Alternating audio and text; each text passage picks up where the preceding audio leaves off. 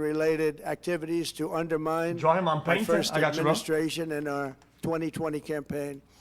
They did not want, and they just didn't want it. They fought like hell not to have it, Donald Trump, to win, and for good reason. As the documents we are releasing show, CIA reporting explicitly stated, and I quote, in mid-2018, the Chinese Communist Party's policy was to leverage all domestic and foreign elements that were opposed to the U.S. president in an effort to reduce the U.S. president's votes and make him resign or prevent his re-election. Isn't that nice? Also, in mid-2018, China was working to influence the results of the U.S. midterm elections and later the results of the 2020 presidential election itself. Separately, in mid-2019, the Chinese government's strategy against the United States was focused on undermining domestic confidence in the U.S. president. They wanted to just make you sound like your president wasn't so hot, when actually your president has done a great job, and they did everything possible to do exactly that. Going on, this document says, and this is by the CIA, the strategy included efforts to use Chinese contacts with big U.S. companies to influence U.S. business leaders to turn against the President of the United States of America. The Chinese government sought to identify U.S. journalists who had reported negatively on the U.S. president and pay them large sums of money to write more negative articles about him, as many as they could, and they didn't care what they said.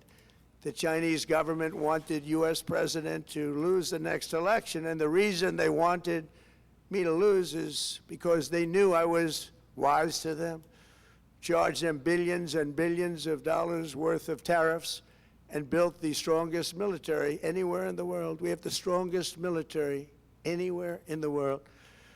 These are exact quotes from the CIA reporting. The name of the person doing the quote is now under review, but it gets even worse. Raw intelligence obtained by the FBI in 2020, yet buried by rogue bureaucrats, stated that China's activities even included an attempt to manufacture illegal ballots for Joe Biden. Documents show that during this period, dozens of significant CIA and NSA reports about China's election targeting were kept out of the presidential briefing. These were briefings I would get almost every day. Everything was kept out that was of importance. One email among intelligence analysts admitted that they had, quote, deliberately massaged the presidential daily briefing to withhold information regarding Chinese activities related to the election. Another official inside the FBI wrote that she was running, quote, a shadow government, unquote, to keep intelligence about China's election meddling from becoming known and to keep it away from the honorable press. Other officials who witnessed such efforts perceived the motivations to be blatantly political. Recently, we found significant numbers of burn bags in formation, and this is a group of bags that were used to destroy information given by President Barack Hussein Obama to be burned. It was supposed to be burned. These bags were supposed to be at he loves saying that. Different level by different people, incinerated and checked, but it never happened. Maybe we got lucky. We believe this was not done on purpose, but rather through gross incompetence of the people that were supposed to burn the bags. But the findings are stunning.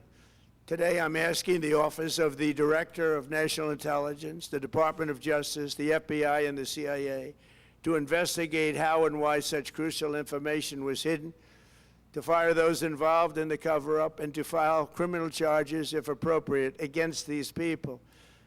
Yet concealing China's meddling was only the beginning. The third set of documents we are releasing proves that for many years, Americans were blatantly lied to about the security of our election infrastructure, including electronic voting machines and ballot counting systems, dishonest, almost all. They're vulnerable and they're easily compromised, and people within our government knew that.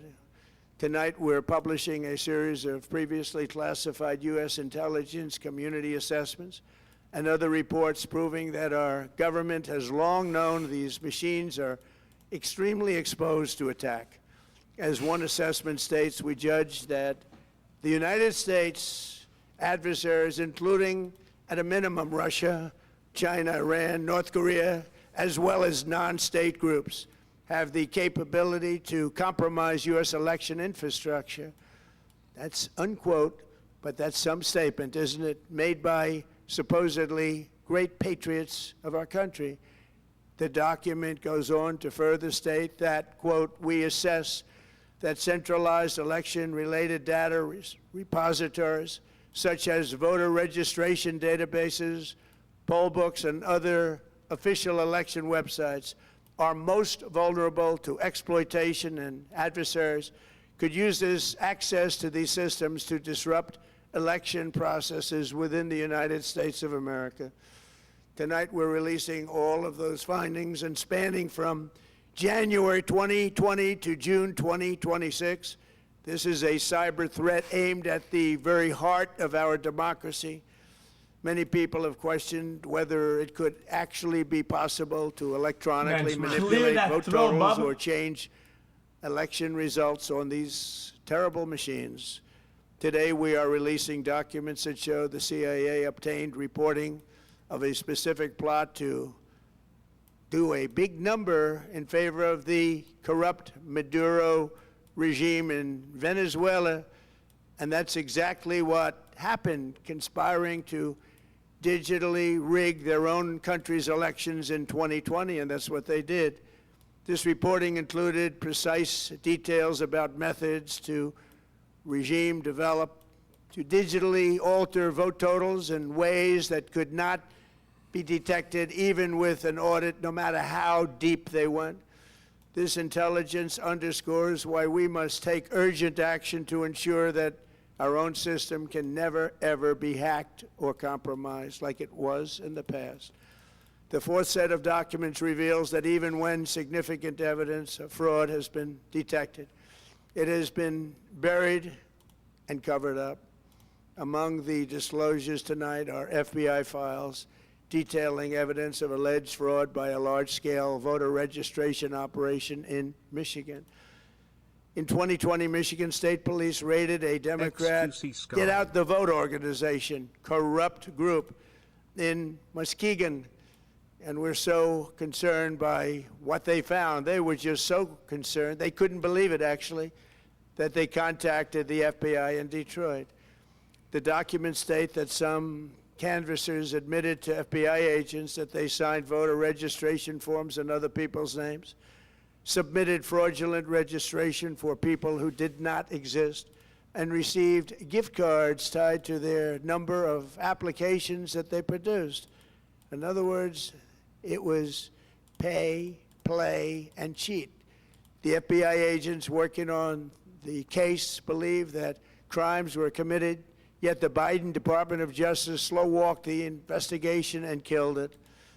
Tonight, I'm asking the FBI director to ensure that the matter is fully investigated and to work with the Department of Justice to prosecute those responsible for any crimes. Finally, to reveal just how vulnerable our elections continue to be, we are releasing the results of a stunning investigation by the Department of Homeland Security. According to the DHS review, state voter rolls and public records, they identified approximately 278,000 non-citizens who are registered to vote in federal elections. Since Democrat states refuse to share their voter files, the real number is actually much higher than that. Yet, even this limited analysis found more than 250,000 foreigners illegally registered to vote. Put together, these disclosures reveal an election system so broken and so vulnerable that no one can possibly defend it. It is not defensible. Hundreds of millions of U.S. voter files are in the hands of foreign governments, Our machines and ballot counting systems are exposed to hacking and manipulation and corruption. China and other countries have been trying to meddle in our elections. Evidence of fraud has been buried. Hundreds of thousands of non-citizens and dead people are listed and active on the voter rolls, and yet we still have elections with no voter ID, no proof of citizenship, and tens of millions of ballots floating aimlessly through the mail.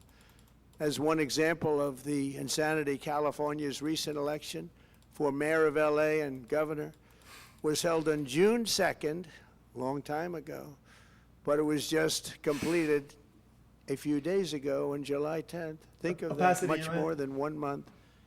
Took a month to count the votes. I wonder what they were doing. This is worse than any third world country. There's no third world country that has elections like we have. In a rare move, NBC and ABC Fake News have both said that they would not cover this speech. They knew what it was about because of the fact that they don't like the topic, because they know how corrupt our system is and they don't want to reveal it. They and others in the media are part of a plot. They want to continue this fraud for whatever reason. They want to keep it going. They want to protect the radical left. They can't have a great country, and that's true. You can't have a great country without next topic, buddy. Next topic, man. We get it. Fraud like this should mean a revocation of their licenses. They use our public multi-billion-dollar in value airways for absolutely no money. They pay nothing. All we want is honesty in our elections and honesty in reporting. They pay nothing for multi-billion-dollar assets. Great damage has been done to our country. Our elections were left vulnerable to being rigged and stolen, and the trust of the American people was lost.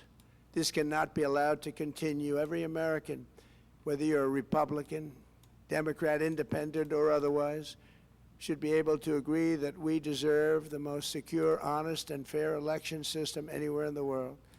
Secure elections should be a partisan, really, we should be together. Democrats, Republicans, Independents, everybody. And it should not be a partisan issue. It should cause to unite us, not to divide us. This should be a cause. We should be united, not divided. In light of the brand new and irrefutable information I have revealed tonight, my administration is in the process of notifying the states whose election data was compromised by the People's Republic of China and many others. We will be working closely to mitigate any harm, and we're taking swift action to ensure that sensitive voter data is better protected so we can never be thoughts on the joint? We can never be hacked, and we can never watch a stolen election again. Tomorrow, the Secretary of Homeland Security will hold a briefing to outline his department's recent work confirming cyber vulnerabilities in our electronic voting systems. They are bad. We're in the process of informing governors, senators, and members of Congress of potential issues in their states. If you look at voting today, it's in such bad shape in so many states, and we are committing to fix it. And we're also committing to be working with those states and local jurisdictions to help them fix and patch known technical vulnerabilities before the midterm elections. We have very important elections coming up. I really love that drawing. We want those elections, to be honest. I've also ordered DHS to notify every state about non-citizens on their voter rolls and direct them to remove all ineligible voters from the lists immediately. But most importantly, addressing this crisis of election security demands that Congress must pass the Save America Act. How easy is that to do unless you want to cheat? The only reason you wouldn't do it is you want to cheat because your policies are so bad and your candidates are so pathetic that you can't get away Mr. President, or can't get I don't mean any to other way. interrupt. This landmark bill requires that all voters must show photo, voter ID. How simple is that? Could I have your photo, please? Photo, voter ID. All voters must provide proof of citizenship. Are you a citizen of our country, please? And hopefully there will be no corrupt mail-in ballots, which if you watched California and so many other places, mail-in ballots are inherently corrupt. It's the lowest on Twitch. So you would have xQcl. no mail-in ballots except for illness, disability, military deployment, or travel if you're going away on business or vacation. These reforms are urgently needed to stop the vulnerabilities that I've mentioned. To all Americans, I ask you to pick up your phone tomorrow, call your representatives in the House and Senate, and demand that they pass the Save America Act without delay. Together we will restore faith and confidence in our country, and we will be bigger, better, and stronger than ever before. Thank you. God bless you. God bless our great military. And God bless America. Thank you very much. That's it? Really? Rah. I wasn't even done yet, man. I was cooking.